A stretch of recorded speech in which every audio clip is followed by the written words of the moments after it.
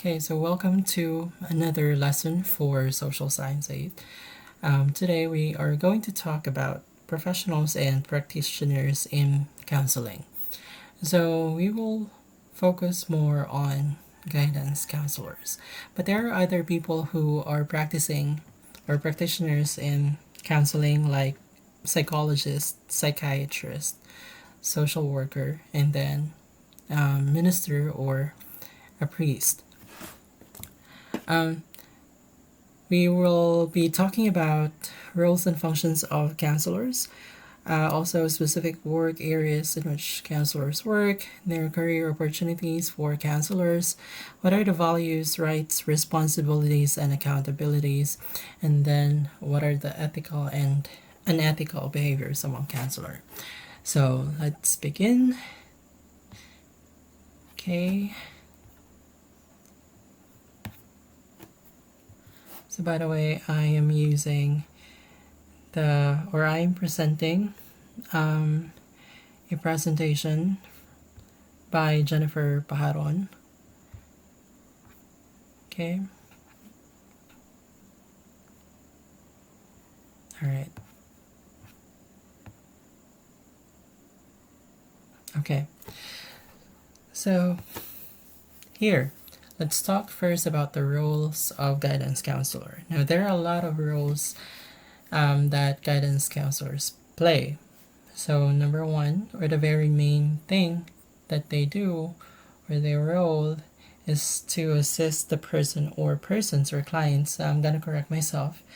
Let's not prefer them patient, but rather clients in realizing a change in behavior or attitude, and then to assist them to seek achievement of goals, assist them to find help. Last time we talked about that there are some people who actually likes to or who seeks counseling because they want to have their self or selves improved. So this is why the role of a guidance counselor is to assist them in seeking or achieving their goals. And then they also assist them to find help for those people who actually are in depression or suffering from depression and any other mental illness, for example. And then in some cases, the roles of guidance counselor includes teaching of social skills. Now, these are for people who feel ostracized or katagan mga tao nga murag they feel that they are not part of the group or they don't belong to a certain social circle. So guidance counselors can also help them. And then effective communications, there are people who actually have stage fright. So guidance counselors can also help them for those people as well who stutters or kind of magkanga-ustorya. And then also they can help you with spiritual guidance. Like I said earlier, that priests and ministers are also practitioners of counseling. So these are for people who feel that they may have lost connection with God or are wanting to reconnect with God, reconnect with what they believe because they might have felt that they lost it. And then also, guidance counselors can help you in decision making if you're really are having a hard time deciding to choose from these things and those things. And then also the guidance counselors also can help you with your career choices if you're not sure of what career should you follow. So those are the roles of guidance counselor. And then now let's talk about their function. So how do they work? So number one is to help a client develop potentials to the fullest. There are a lot of people that that has or that have talents in them, but they're not actually sharing them, sort of sharing them to other people because they are so shy, they're not confident enough. So one function of a guidance counselor is to help in probably making that person overcome shyness and develop self confidence in order for them to use their talent to the fullest. Okay, then number two, helping a client plan to utilize his or her potentials to the fullest. It's the same thing. Potential in the sense that what can you do? Uh, for example, if you can write, then um, the guidance counselor can probably help you in choosing a path in which you can develop your potential. And then number three, help a client plan his or her future in accordance with his or her abilities, interests, and needs. Now, this is very important because, especially here in the Philippines, it's happening that parents are actually choosing what their children should take course in college. And then, well, it's really important that a child can choose whatever he chooses for his or her future, because it's not going to be the parents who will be living, it's not going to be the parents life, it's their child's life. And I think, me personally, the most important for me is to live or choose what you are happy with, what your heart is searching for, rather than listening to your parents, although they will be the ones that who will be financing your education. But anyway, um, yeah, career or I'm sorry, your future, or planning for your future in accordance to your ability, your interests and needs, will help you or will guide you, and probably will lead a happy life. All right. And then another function of guidance counselor is that is sharing and applying knowledge related to counseling, such as uh, counseling theories, tools, and techniques. Okay, so from what we have learned earlier, there are a lot of there are different principles that guidance counselors follow in order to have an effective counseling. So we are making sure, or as guidance counselors, should make sure that they are following these principles for the counseling to be effective. And you may also share theories, because this will be the basis of how you counsel or how you work with your clients. And then you also use or apply tools and techniques in counseling. And then number five, you administer a wide range of human development services.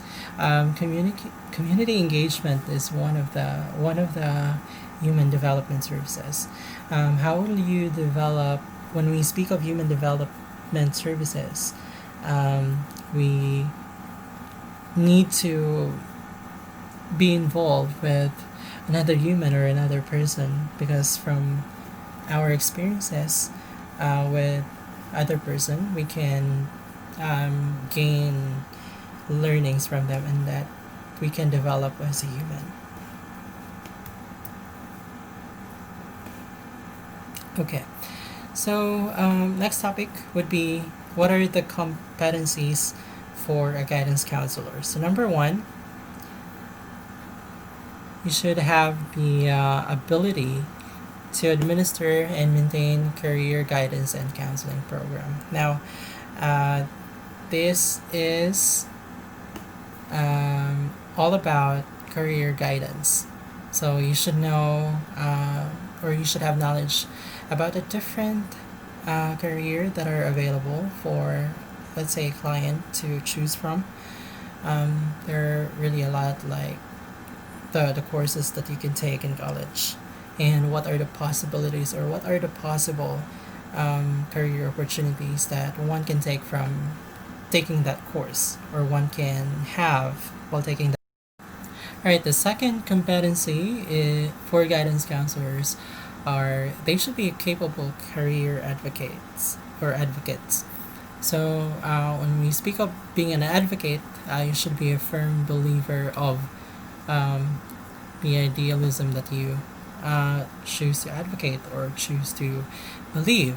In this case, whatever career that you see that's fit for a certain client, then you should be capable of really advocating that um, career. And then number three is that guidance counselors can facilitate conduct of career advocacy in collaboration with career advocates and peer facilitators. Now, if you are not that really um, knowledgeable about some career, then you can also find help by collaborating with career advocates, because there are people who are really specialized in career advocacy. And then yeah, you can also check out with peer facilitators. So next would be other competencies, is going to be attending and listening. Now, as a guidance counselor, you will be hearing the problems of your clients or their mga ilang kaligot-got, for example. So, other competencies includes these are considered the foundation skills. Mga gini siya.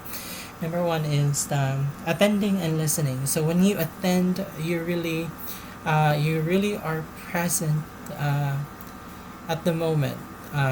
You set aside everything, and then you just listen to um, what your client's concern is. Then also, yeah, listen.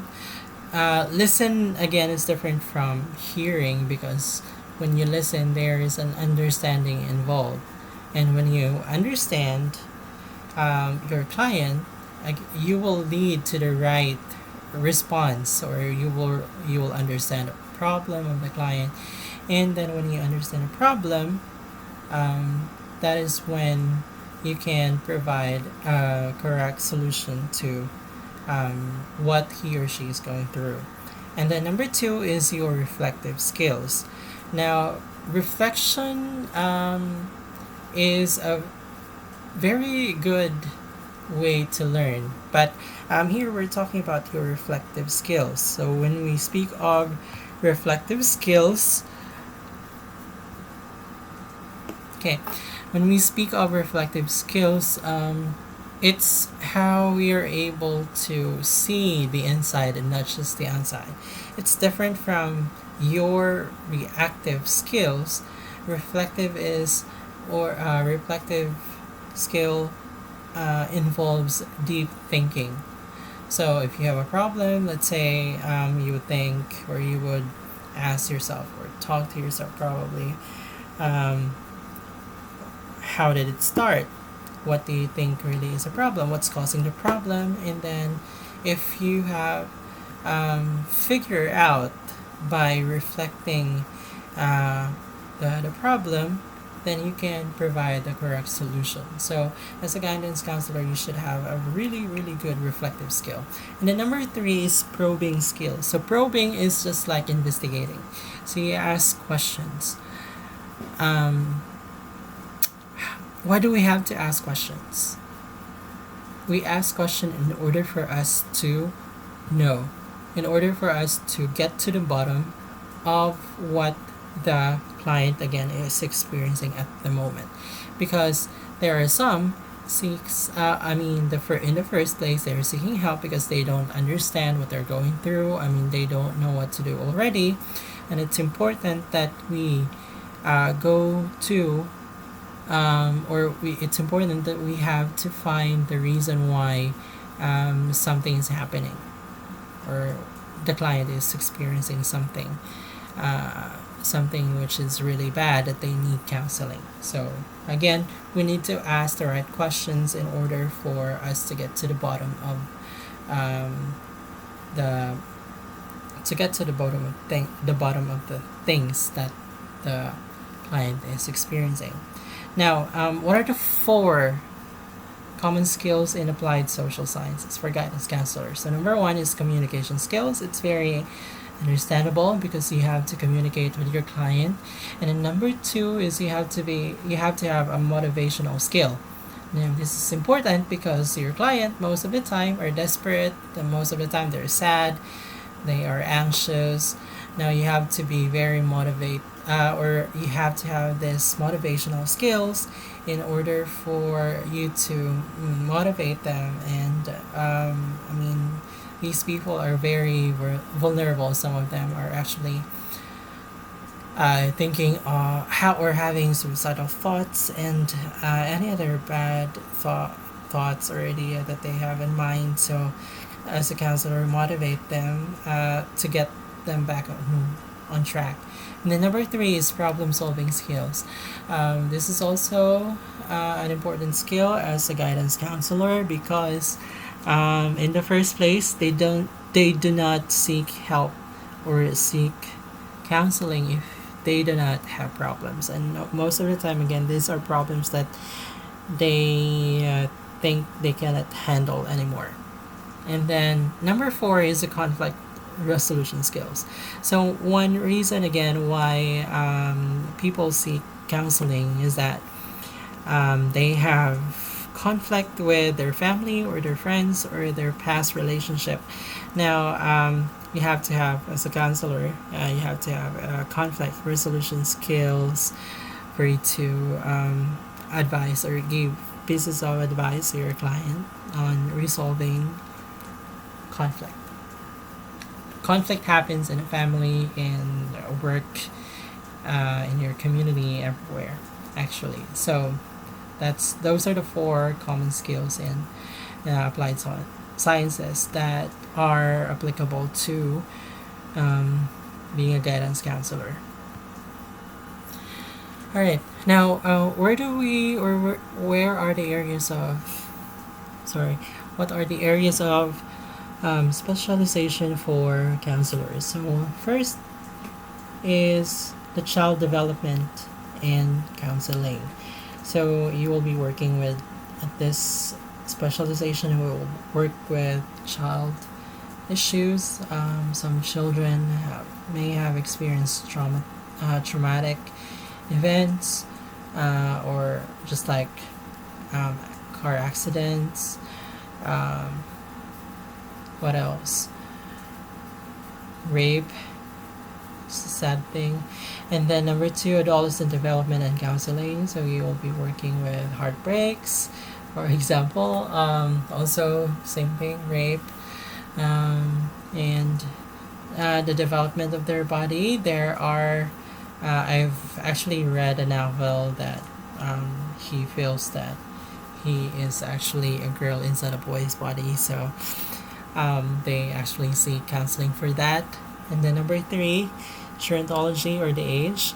So these people are most of the time the lonely people. These are the aged people who are being put into nursing homes because their family could not take care of them. So that's one specialization. And then number 4, you may specialize also in marital relationship counseling. Now, this is very, very popular in the U.S.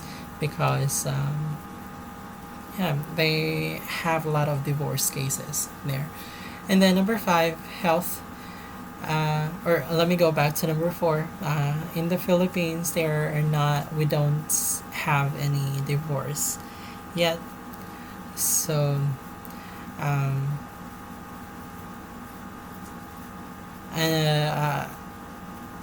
but there are many couples that are having. I'm not setting aside that we this would be not really an area of specialization here in the Philippines, but we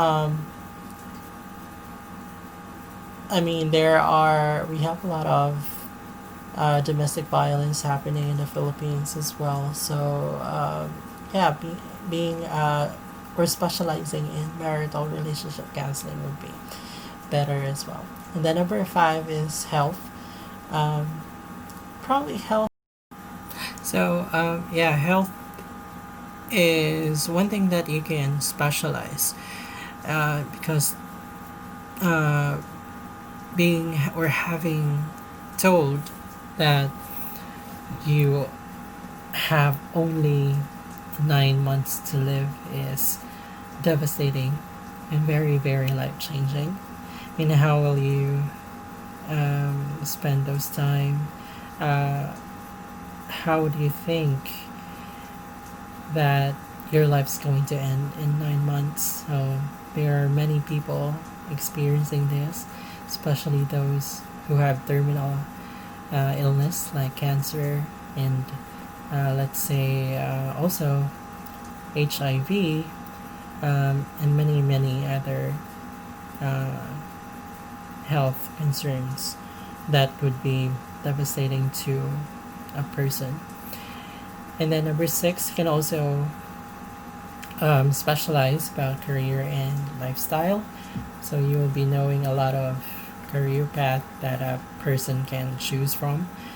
And then next would be college and university. Now this is also important, and most of the time it's happening in the US. So there are a lot of universities that they can apply to. Um, there was a Filipino who actually a Filipino living in the U.S. who was accepted um, in different Ivy League schools.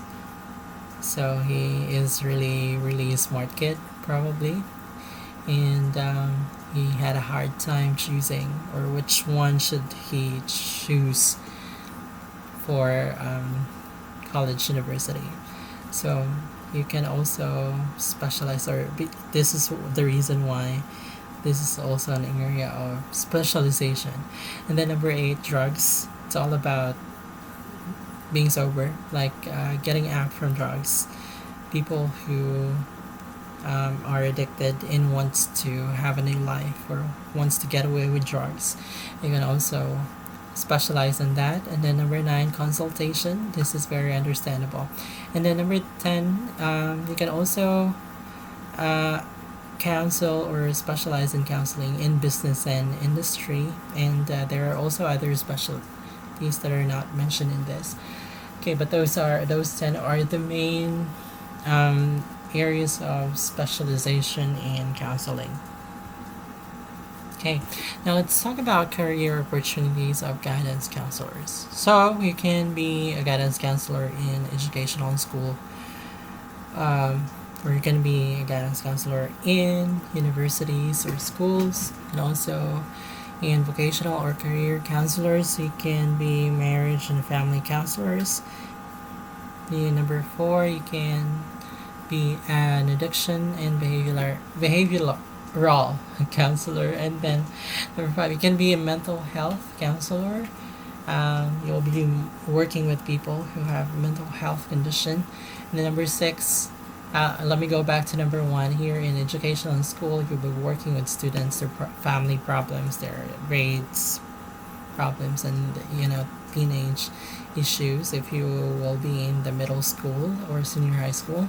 And then vocational or career counselors, these are some technical and vocational careers that one can choose from. And number 3, we talk about marriage and family counselors, about having divorce or conflict issues, probably. And then addiction and behavioral counselors, you will be working with those people who are addicted to drugs. And then number 6, rehabilitation counselor.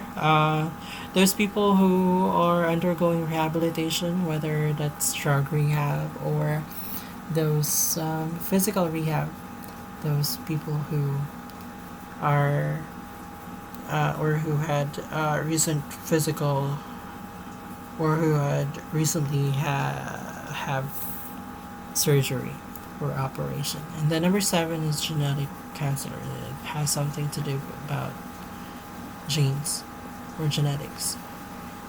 Okay, now what are your rights, responsibilities, and accountabilities as a counselor. So you are protected. You are governed by scientific theories, practices, and processes, as well as professional standards and ethics. And then let's talk about code of ethics. So again, like I said from the last lesson that we had, that you should observe confidentiality at all times. Just like a medical doctor, you should not share to anyone or to everyone, even your family members and even your friend. You should not share any information about your client because that's a no-no. And then the values include an assertion that the work of guidance counselor involves a special relationship and trust. Now you should, sorry, you should be able to be trusted, or that means that you should be trustworthy. Because if your client does not trust you, then what's the point of seeking help from a person that you don't trust, right? And then your ethical principles: respect the rights and dignity of the client, do not judge. You can never go wrong with kindness. As a counselor, you should also be, or you should set aside prejudices. No matter what race is your client from, no matter what class, and so on and so forth. So respect. Okay, and then number 2 is competence. For you to become a guidance counselor, there are a lot of education involved and probably licensing. And then number 3, you gotta be responsible enough, because if you don't take responsibility in what you do, then you will not be an effective counselor. And then number 4, you should maintain your integrity. So again, you don't have any, or you do not need to have special relationship to your clients. It's just counselor and counseling relationship, nothing more than that. Okay, and that's all about the professional and practitioners in the discipline of counseling.